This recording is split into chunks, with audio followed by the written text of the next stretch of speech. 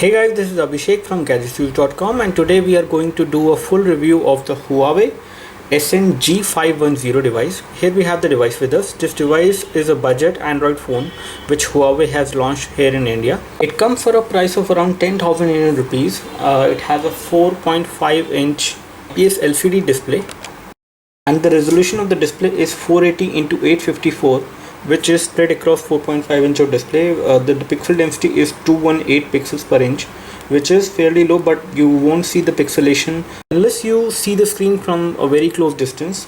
And then when it comes to the internal storage, you have 4 GB of internal storage, and we will just tell you how much of that is actually available to the user. You have 512 MB of RAM on this device.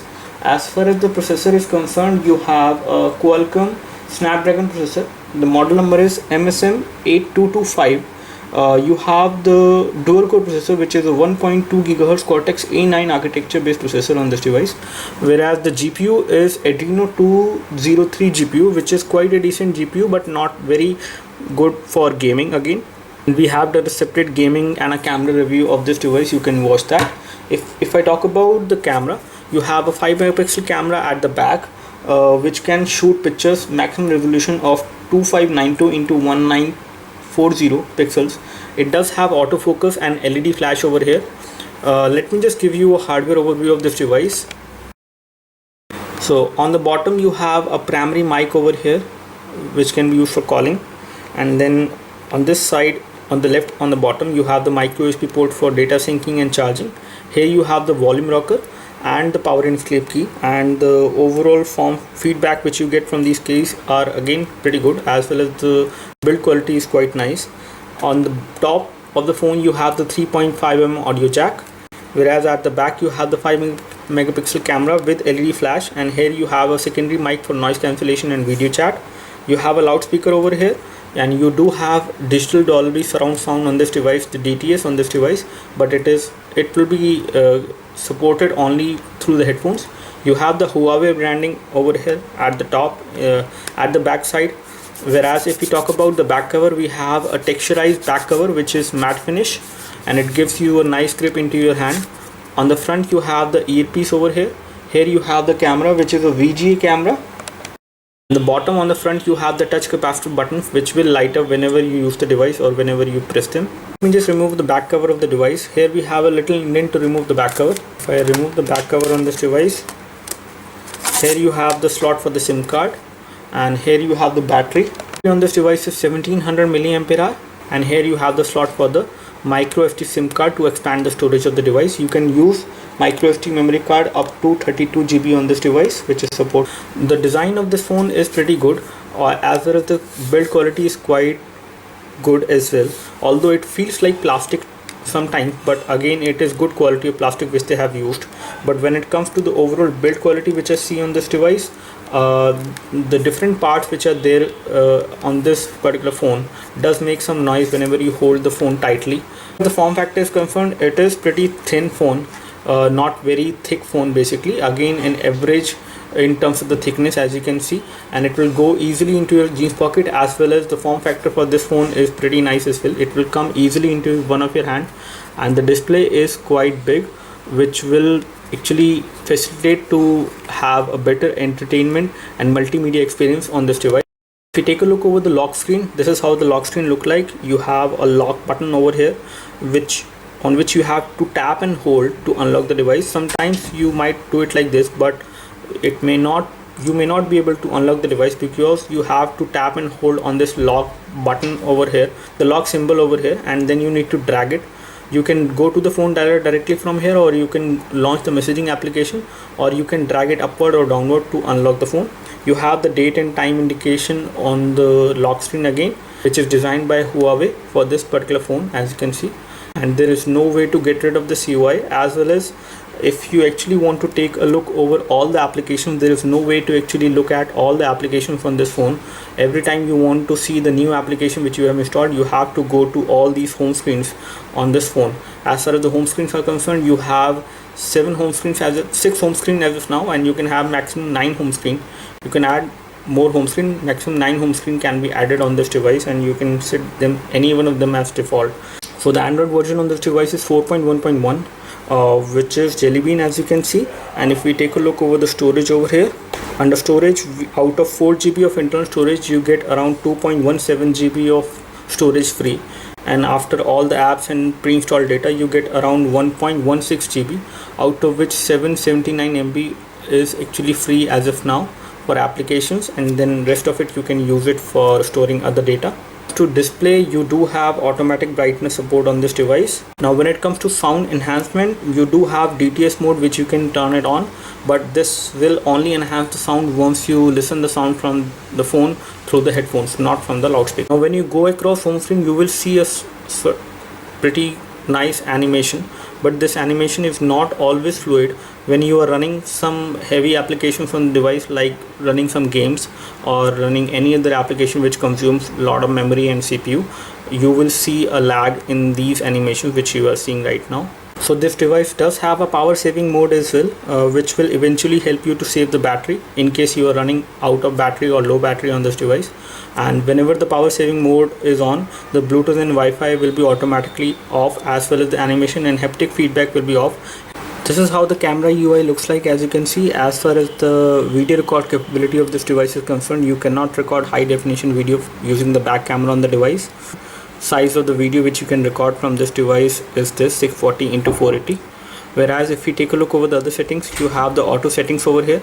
You have other settings like the video quality, which is super fine right now, as you can see, which is the highest. As far as the photo settings are concerned, let me just show you the photo settings. And when it comes to the photo settings, let me just show you the picture size. So you can have maximum 5 megapixel photos on this device. Let me just show you some of the pictures which we have captured on this device using the back camera. So these are the photos which we captured in night light with flash. This is without flash. The camera does not perform pretty good when it comes to low light, but again it is quite average, as you can see. But when it comes to daylight, the photos are really good, and the 5 megapixel camera performs really well, as you can see. We have done a separate camera review for this device, you can watch that. If you take a look over the notification center, this is how the notification center will look like. You will get all the notifications over here, and you do have toggles for all the essential things, including the brightness, auto rotation, auto sync. So as you can see, this device has got an IPS LCD display, and the viewing angles of the display also quite okay. If they are not very wide, I can see the sync from this angle as well as from this angle, although there is a little amount of color fading which is happening on the display. And if I show you the home screen, this is how the display will look like when you view it from different viewing angles. Now this is how the phone dialer looks like, which is again pretty big in terms of the numbers. You can easily dial a number. You do have the option to send a message to a specific number. You can create a contact, although I do not see any option to do a video call from this device. We have the messaging application, which is again similar to the stock Android interface. Although you get the keyboard support of alphanumeric as well as the 3x4 keyboard which you have seen on feature phones on this device while typing a message, you can change the keyboard layout over here. As you can see, either you can go for the 9-key keyboard or you can go for the QWERTY keyboard while typing a message. As well as the keys on the keyboard are pretty big and they are easy to type with, but you will get used to it once you start using it. Did not face any problem as far as typing is concerned on this device. As far as continuous typing is concerned, this device does not support continuous typing. For the pre-installed apps which you get on this device, you get the weather app, which will give you kind of a weather notification of the place wherever you are in a nice animated style, as you can see. Other apps which you get pre-installed on this device is the flashlight app, with which you can actually use the LED flash at the back as a torch. And you also get the DLNA support on this device, so you can stream data from DLNA supported devices using this application. You also get Huawei Care, with which you can actually contact the support of Huawei in case you are experiencing any issue with with this device. And you also get this app called the App Installer. It will allow you to install applications from the SD card in more other useful applications like backup, calculator, calendar, and other regular applications which you see on other Android devices as well. And you also get the system update application, with which you will be able to check whether there is a new version of update available for this device, as well as you can update this particular phone software using the SD card. You can store the update on the SD card and update it via SD card as well. Now let's check out the browser performance on this device, and the browser which we see on the device is again stock Android, which we see on other Android phones as well, and it's loading our website. As you can see, it has loaded the mobile version of the website quite fast, and there is no problem with the kinetic scrolling, as you can see. And if I try to play a YouTube video within the web page, let me just see whether this device supports playing video within the web page. And before we do that, let's see how does pinch to zoom works. So pinch to zoom works pretty fine on the device without any problem, as you can see. However, the kinetic scrolling is not that smooth. Double tap to zoom is also quite fine, as well as the text is rendered pretty nicely and pretty precisely in terms of the overall formation.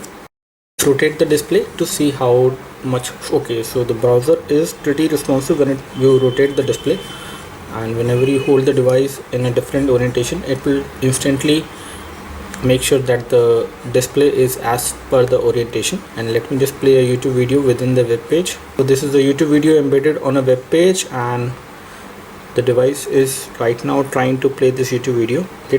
As you can see, the video is playing within the browser as of now, and you can always make the video in full screen from here. So the Antutu score for this device is not very impressive, but it is pretty okay because it is a budget device. It is 6032. As far as the multiple touch points are concerned, you have 5 touch points supported on this device. The Ninamark score for this device is again not very impressive. It is 29.9 FPS. We have played some casual games like Temple Run 2, Temple Run OZ, Angry Bird on this device. They were running fine. Although some graphic intensive games like Modern Combat 3, Nova 3, they do not run on this device, but you can play some medium graphic intensive games like Dead Trigger, Frontline Commando on this device. We have done a separate gaming and benchmark review for this device, so you can watch that. Try playing some high definition videos on this device to check the high definition video. So first of all, we will play a 720p video. So this is how the video will look like when you play a high definition video at 720p on this device. The viewing angles are pretty okay.